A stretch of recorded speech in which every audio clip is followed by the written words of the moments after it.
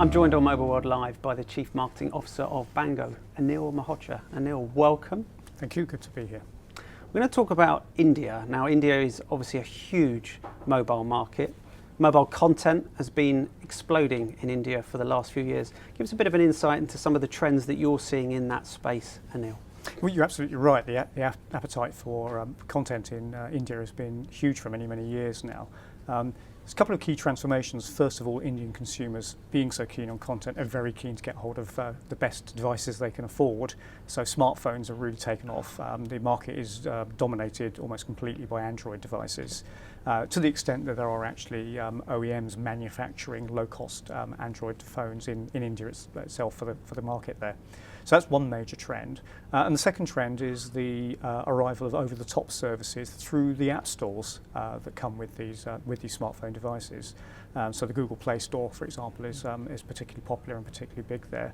And in fact, last year, Bango worked with Idea Cellular in India and with Google to launch carrier billing for the Google Play Store for the first time in that market. And as you might imagine, that's really unlocked a lot of spending and a lot of interest from Indian consumers. Beyond carrier billing, though, Anil, what else can operators do in this space? Well, first of all, the operators in India have done a good job of getting direct carrier billing sorted out. Beyond that, one of the areas that we're exploring at Bango with the operators is they, of course, have a great position front and centre with the consumer, particularly in a country like India. And so what operators are able to do then is that they're able to position themselves as a channel that can be used by third-party merchants to distribute and sell their products and services. So in the first case with direct carrier billing, the merchant sells directly, the carrier fulfills the role of enabling charge to the bill through the Bango platform. In the second example, the resale example, in this model, the carrier takes a much more active role in acquiring, bundling, and then marketing and selling the product or service on behalf of the merchant to that carrier's consumer.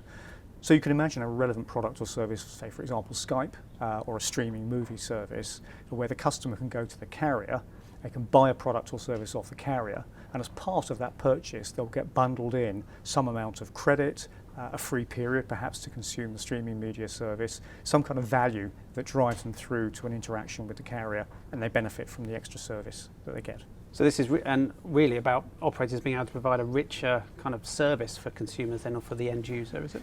It certainly works really well for all three parties. So the merchant, first of all, gets fantastic distribution, which in a market like India is really important. Secondly, the consumer gets very, very good value. So they get something at a discount or potentially even free as a result of shopping with their carrier. And then thirdly, the carrier gets to take advantage of their fantastic distribution channel. And this can happen online or offline. So the carrier can actually offer the service through an SMS program or their website, or the consumer could walk into a retail store.